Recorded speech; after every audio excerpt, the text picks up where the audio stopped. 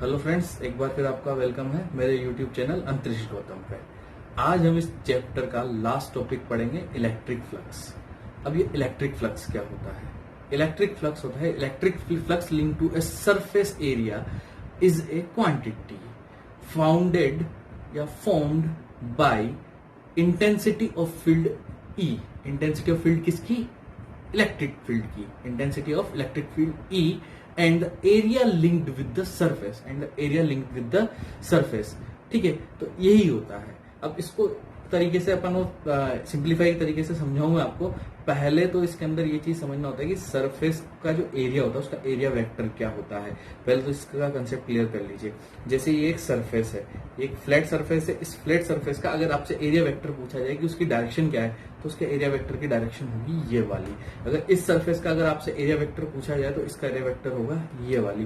तो अगर मैं इस सरफेस को देख रहा हूं तो इसका एरिया वेक्टर ये लेना है। अगर इस सरफेस को लेके चल रहा हूं तो इसका एरिया वेक्टर ये लेके चलना है। ठीक है। अब इलेक्ट्रिक फ्लक्स क्या है? जैसे आपको ये इसके अंदर एक होल नजर आ रहा है। अब इसका एरिया क्या होगा? पाई आर स्क्वायर। अगर इसकी रेडियस आर है तो इसका एरिया क्या होगा? पाई आर स्क्वायर।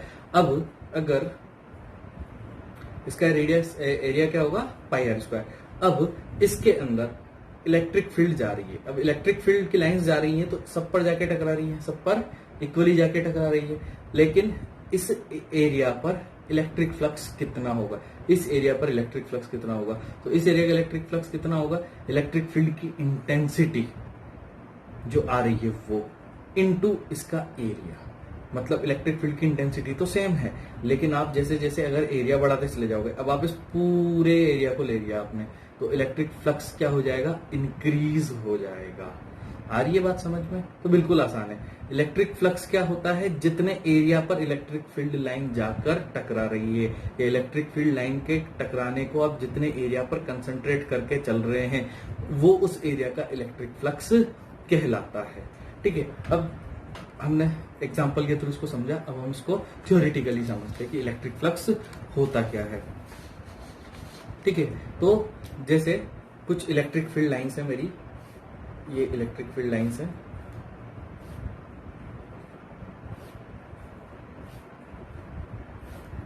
जैसे मेरी इलेक्ट्रिक फील्ड लाइंस है। अब इन इलेक्ट्रिक फील्ड लाइंस पर एक एरिया है, ये रहा। ठीक है। एक प्लेट मैंने इस तरीके से इसके ऊपर रख रखी है। अब जैसे ये इलेक्ट्रिक प्लेट्स यहां पर रखी हुई है, इसका एरिया वेक्टर किधर आ रहा है? ये रहा इसका एरिया वेक्टर। ये क्या है? E vector. ई वेक्टर और ए वेक्टर। अब इलेक्ट्रिक फ्लक्स जो है उसको डिनोट करते हैं हम फाई से। किससे डिनोट करते हैं हम? फाई से। तो फाई इज इक्वल टू होता है मेरे पास में E vector dot A vector. क्या होता है मेरे पास में? E vector dot A vector. अब और इसको सिंप्लीफाई करके देखें तो कैसे होगा? दो वेक्टर्स का डॉट प्रोडक्ट क्या होता है? ई ए कोस थीटा। तो इलेक्ट्रिक फ्लक्स क्या हो गया मेरे पास में? ई ए कोस थीटा। मीन्स एरिया और ई के बीच में जो एंगल बना थीटा, अगर एरिया टिल्ट हो गया या टेढ़ा हो गया तो इलेक्ट्रिक फील्ड लाइंस उस पर कम हो जाएगी। जैसे सपोज ये इसकी लेंथ अभी भी इतनी ही थी, लेकिन अब मैंने इसको इस तरीके से टेढ़ा कर दिया। लेंथ अभी भी उसकी इतनी है, लेकिन जो सरफेस लिंक्ड हो रही है इससे, वो कितनी हो रही है? केवल इतनी। तो एरिया क्या हो गया इसका? कम हो गया। अब कितना कम हुआ? ये पहले ए था, ये एंगल हो गया थीटा। तो अब कितना एंगल रह गया इसका? ए इधर की तरफ गिरा तो this is a cos theta. ये क्या रह गया मेरे पास? ए कोस थीटा। तो यहां से क्या आया मेरे पास? ई इलेक्ट्रिक फील्ड की इंटेंसिटी इंटू ए कोस थीटा। अब ये ए कोस थीटा ए वेक्टर से कम है, तो अगर आप इसको थीटा एंगल डिस्प्लेस करोगे तो उतना ही इफेक्ट इसके फ्लक्स के ऊपर पड़ जाएगा। तो फ्लक्स क्या होता है? Intensity of electric field into area linked with the surface. मतलब इसको लिख दूं मैं, flux is equal to intensity of electric field into area linked with the electric field. तो इलेक्ट्रिक फ्लक्स केवल इतना सा होता है। अब एक्चुअली क्या होता है? ये तो हमने फ्लैट एरिया का ले लिया, लेकिन अगर आपका जो एरिया है, सरफेस एरिया जो है, वो कुछ इस तरीके से है। ठीक है, और यहाँ पर एक चार्ज पार्टिकल है, यहाँ पर एक चार्ज पार्टिकल, और इससे इलेक्ट्रिक फील्ड लाइंस बहुत सारी जा रही है। तो अब इस केस में आप इलेक्ट्रिक फ्लक्स कैसे कैलकुलेट करेंगे? इस केस में आप इलेक्ट्रिक फ्लक्स को कैसे कैलकुलेट करेंगे? बिल्कुल आसान है। हम हर एरिया का एरिया वेक्टर निकाल लेंगे। इसका एरिया वेक्टर ये हो गया, इसका एरिया वेक्टर ये हो गया, इसका एरिया वेक्टर ये हो गया। ठीक है, इसको A1 कह देते हैं, इसको A2 कह देते हैं, इसको A3 कह देते हैं। इलेक्ट्रिक फील्ड सब जगह एक जैसी है, तो इसको क्या करते हैं हम, जो इलेक्ट्रिक फ्लक्स है उसको हम इन सबको ऐड कर देंगे। इन सबको क्या करेंगे, अलग अलग एरिया को ऐड कर देंगे। तो अलग अलग एरिया को ऐड करने से क्या होगा, जैसे इसका स्मॉल एरिया है तो इसको कर दिया small DA, this is small DA2, this is small DA3 vector. अब हम इनका क्या करते हैं, एक साथ इंटीग्रेशन कर देते हैं। इसका क्या कर देते हैं, इंटीग्रेशन कर देते हैं। अब इंटीग्रेशन कैसे होगा, this is the close integration, पूरे एरिया को कवर करा, close integration E vector dot A vector, this is electric flux. ठीक है, अब इस इंटीग्रेशन को खोल भी सकते हैं। इसको दूसरे तरीके से कैसे लिखेंगे हम, electric flux is equal to पहले एरिया के लिए, से पहली सरफेस के लिए E into DA cos theta 1 plus second surface के लिए E dot DA cos theta 2 plus close integration AN surface dot dot dot dot, कितनी भी सरफेस हो सकती है, सारी अलग अलग सरफेस को कंसीडर किया, E DA cos theta N। तो सबको हम ज्वाइन कर लेते हैं, और डायरेक्ट अगर हम अपर लिमिट और लोअर लिमिट के बीच में कर दें, क्लोज सेक्शन के बीच में, तो हमारा इलेक्ट्रिक फ्लक्स इजीली निकाला जा सकता है। अब हम देखेंगे गाउस लॉ। गाउस लॉ से इलेक्ट्रिक फ्लक्स कैसे निकाला जाता है, इलेक्ट्रिक फील्ड कैसे निकाली जाती है। गाउस लॉ क्या कहता है कि the total electric flux linked with the close surface is equal to 1 upon epsilon naught, is equal to 1 upon epsilon naught. अब ये एप्सिलॉन नॉट क्या है और ये 1 अपॉन एप्सिलॉन नॉट से क्या है, मतलब इसका क्या है कि अगर 1 कूलम्ब चार्ज है, क्या है, अगर 1 कूलम्ब चार्ज है तो इलेक्ट्रिक फ्लक्स कितना होगा उस सरफेस से लिंक्ड, वो होगा 1 अपॉन एप्सिलॉन नॉट। ऐसे अगर स्मॉल q कूलम्ब चार्ज है, कितना है, स्मॉल q कूलम्ब चार्ज है, तो इलेक्ट्रिक फ्लक्स कितना होगा, flux is equal to q upon epsilon not.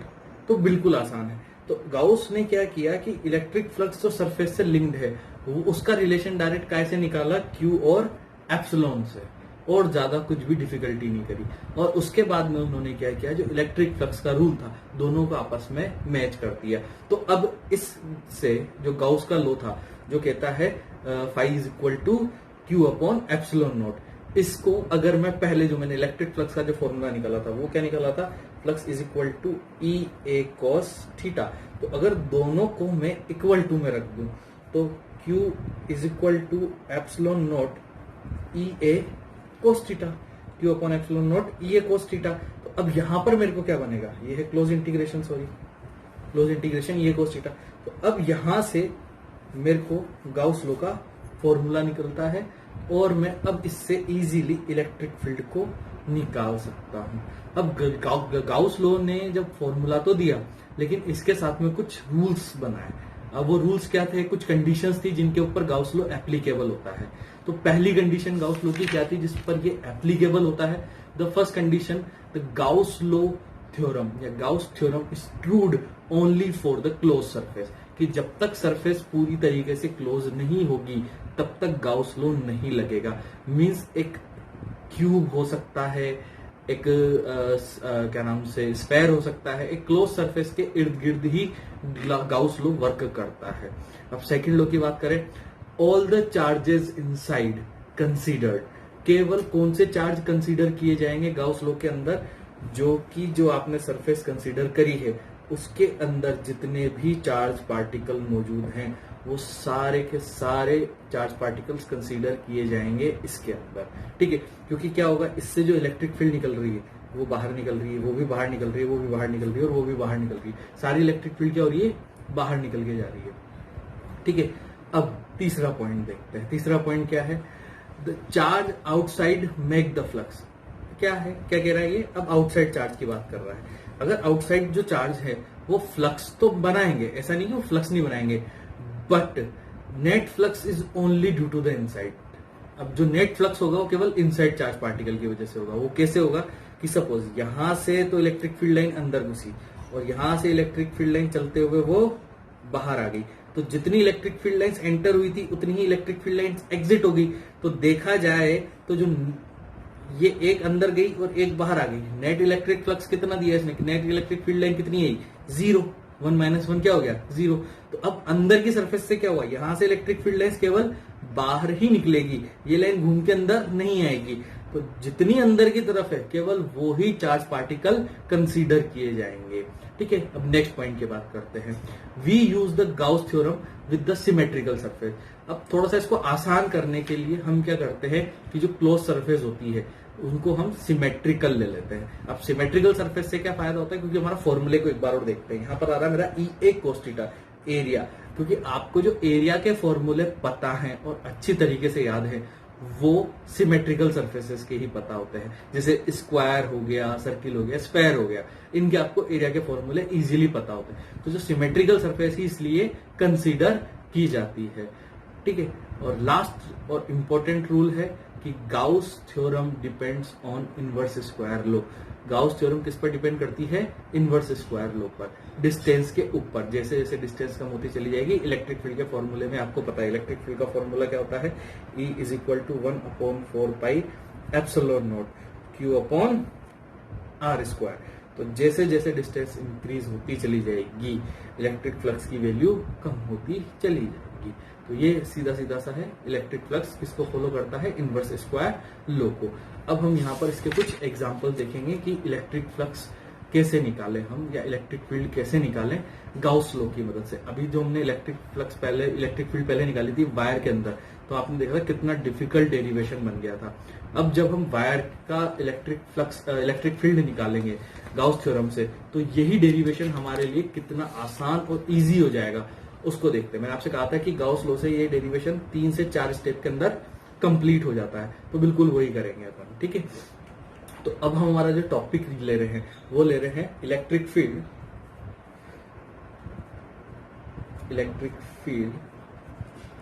Due to a line charge.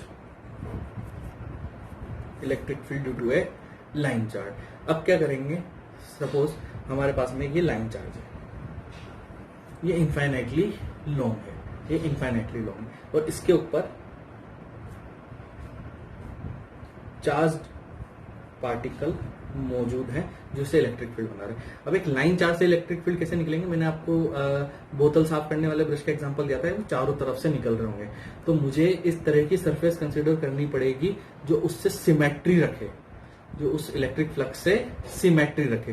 तो वो कैसे रखेंगे साहब, मैं एक सिलेंड्रिकल सरफेस कंसीडर कर लूंगा। कैसी सरफेस कंसीडर कर लूंगा मैं, सिलेंड्रिकल सरफेस कंसीडर कर लूंगा। तो अब सिलेंड्रिकल सरफेस से क्या होगा, इलेक्ट्रिक फील्ड कैसे बाहर निकल रही है, इस तरीके से, और इसका एरिया वेक्टर वो भी इसी डायरेक्शन में आ गया। तो अब क्या होगा, E और A के बीच का जो एंगल है वो क्या हो गया मेरा 0 डिग्री, और दोनों के बीच का एंगल 0 डिग्री होते ही cos 0 की वैल्यू क्या हो जाती है 1। तो अब मेरे को सिमेट्री का फायदा हो गया, ये हो गया एरिया वेक्टर, ये हो गया E वेक्टर। तो दोनों कैसे हो गए, अब बराबर हो गए। अब यहाँ पर 2 सरफेस और बची है, ये तो सिलेंड्रिकल कर्व्ड सरफेस होगी।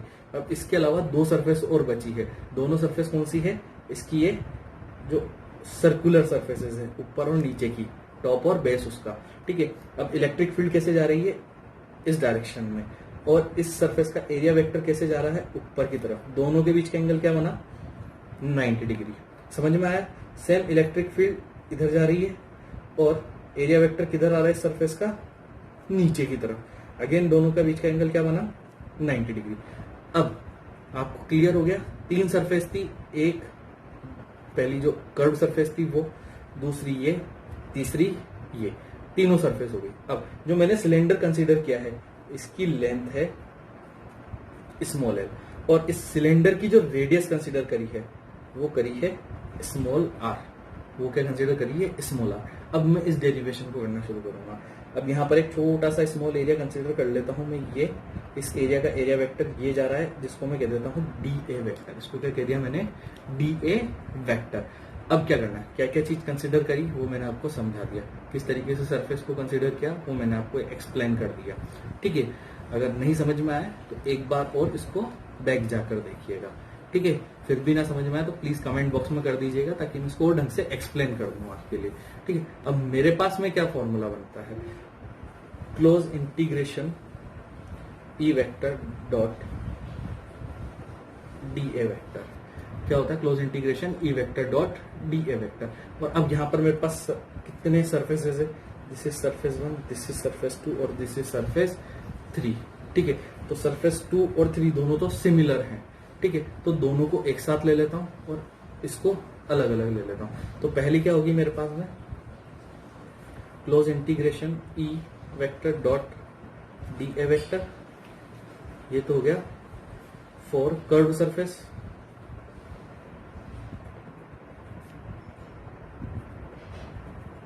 प्लस ये दो हैं तो 2 into close integration E vector dot D A vector. तो दोनों का अगर मैं एडिशन कर दूंगा तो मेरे पास में क्या आ जाएगा? इसका इलेक्ट्रिक फ्लक्स आ जाएगा। बिल्कुल सिंपल है, कोई दिक्कत नहीं है इसके अंदर। वेरी गुड, आगे चलें अपन। चलिए, ठीक है, अब हम इसको आगे बढ़ाते हैं। ठीक, तो अब मेरे को क्या निकालना है? इलेक्ट्रिक फ्लक्स निकालना है। तो अब इलेक्ट्रिक फ्लक्स निकालने के लिए मैं क्या करता हूँ, यहां पर इनकी वैल्यूज को पुट कर देता हूँ, सरफेस 1 के लिए भी और सरफेस 2 और 3 के लिए भी। तो यहां पर इसको खोल के रखता हूँ, ई वेक्टर और डी ए वेक्टर को cos थीटा की फॉर्म में। तो मेरे पास आया close integration E D A. पहली सरफेस का ई का ए वेक्टर के साथ में क्या एंगल बन रहा है? 0 डिग्री। तो cos 0 डिग्री प्लस 2। यहां पर दोनों सरफेस का इसके साथ में इलेक्ट्रिक फील्ड के साथ में एंगल क्या बन रहा है? 90 डिग्री। तो close integration E D A cos 90। cos 90 की वैल्यू क्या होती है? 0। तो ये वाली टर्म तो क्या हो जाएगी मेरी? 0। अब ये वाली जो टर्म है केवल इसी का खेल बचा है, तो अब केवल इसको सॉल्व करना है। क्लोज इंटीग्रेशन ई बाहर ले लिया, ये कांस्टेंट है, इसका साथ कुछ भी नहीं होना, और बचा डी ए। अब मेरे को जो इस सिलेंड्रिकल कर्व सरफेस है इसका एरिया निकालने का है। तो अब इसको निकालने के लिए समझिए,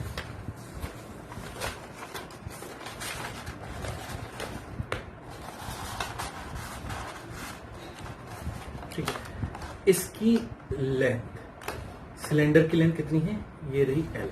सिलेंडर की लेंथ कितनी है? एल। इसकी रेडियस कितनी है? आर। इसकी रेडियस कितनी है? आर। तो अब मेरे को क्या करना है? इसका एरिया निकालना है। अगर मैं अभी सिलेंडर को खोल दूं तो मेरे पास क्या बचेगा? एक रेक्टेंगल बचेगा। तो रेक्टेंगल का एरिया आसानी से निकाला जा सकता है, बिल्कुल। तो अब इसकी ये वाली जो बाजू है ये कितनी होगी? जब ये रेडियस में था तो किसी भी उसकी सरकमफेरेंस कितनी होती है?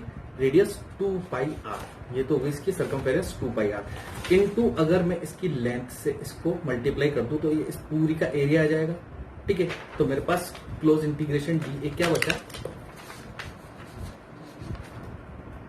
देखो तो अब मैं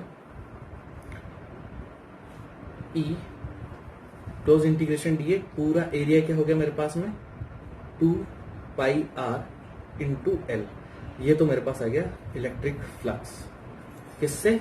नॉर्मल इलेक्ट्रिक फ्लक्स वाले फॉर्मूले से। अब मैं इसके अंदर गाउस थ्योरम अप्लाई करूंगा। क्या करूंगा इसके अंदर? गाउस थ्योरम अप्लाई करूंगा। तो ये तो आ गया मेरा इक्वेशन नंबर 1। अब गाउस थ्योरम अप्लाई करने पर गाउस थ्योरम से निकालते हैं इसकी जो लीनियर चार्ज डेंसिटी होती है, एक वायर की जो लीनियर चार्ज डेंसिटी होती है वो होती है लैम्डा। तो इसके ऊपर टोटल चार्ज कितना होगा? Total charge on the surface Q is equal to lambda into l.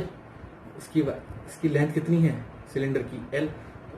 इसकी टोटल चार्ज कितना हो गया उसके ऊपर? Lambda into L. लेमडा क्या था? लीनियर चार्ज डेंसिटी, ठीक है। तो Q इज इक्वल टू क्या हो गया, लेमडा। अब फ्लक्स क्या होता है मेरे पास, flux is equal to Q upon epsilon note. क्या होता है, flux is Q upon epsilon not. तो flux is equal to Gauss theorem से Q की वैल्यू क्या है, lambda L upon epsilon not. ये बनी मेरी second equation.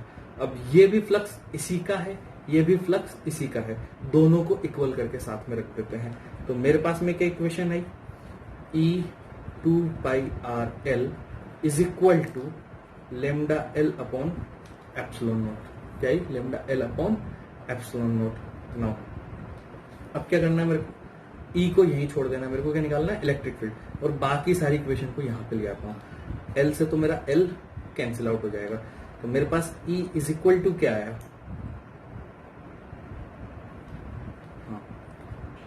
1 upon 2 pi epsilon naught lambda upon r. क्या आया, लेमडा अपॉन आर। अब ऊपर नीचे 2 से मल्टीप्लाई कर देता हूं, क्योंकि मेरे को 1 अपॉन 4 पाई एप्सिलॉन नोट की वैल्यू पता होती है। तो E इज इक्वल टू ऊपर नीचे से 2 से मल्टीप्लाई करने पर 4 pi epsilon naught 2 lambda upon r. और हमने जब सिंपल मेथड से विदाउट यूजिंग गाउस थ्योरम किया था, तो हमें कितना सारा कंसीडर करना पड़ा था, कितनी पाइथागोरस लगानी पड़ी थी और उन वैल्यूज को रखनी पड़ी थी।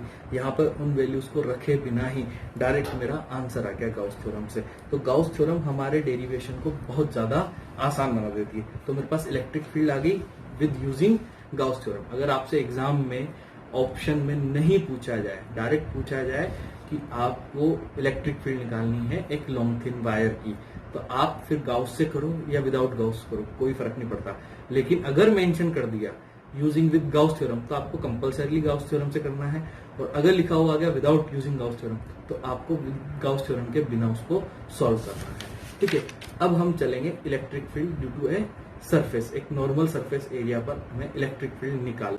तो दोस्तों आपको मेरे वीडियो कैसे लग रहे हैं, प्लीज अपने इंपॉर्टेंट कमेंट्स कमेंट बॉक्स में जाकर दीजिए। अगर आपको मेरे वीडियो पसंद आ रहे हैं तो प्लीज लाइक करिए, शेयर करिए, ज्यादा से ज्यादा स्टूडेंट्स को बताइए कैसे लग रहे हैं। आपको मेरे नोट्स मेरे व्हाट्सएप ग्रुप पे मिल जाएंगे, और गूगल क्लासरूम में जाकर भी आप मेरे नोट्स को ले सकते हैं। दोनों के लिंक मैंने अपने इसमें दिए गए हैं। अगर आप मुझे इंस्टाग्राम पर फॉलो करना चाहते हैं, तो मेरे इंस्टाग्राम की आईडी का भी लिंक मैंने अपने इसी वीडियो में नीचे दे रखा है। तो प्लीज दोस्तों जाइए, मुझे फॉलो करिए, लाइक करिए, सब्सक्राइब करिए, शेयर करिए ज्यादा से ज्यादा क्वांटिटी में। घर पे रहिए, सेफ रहिए, सुरक्षित रहिए और पढ़ते रहिए। थैंक यू, धन्यवाद, जय हिंद, जय भारत।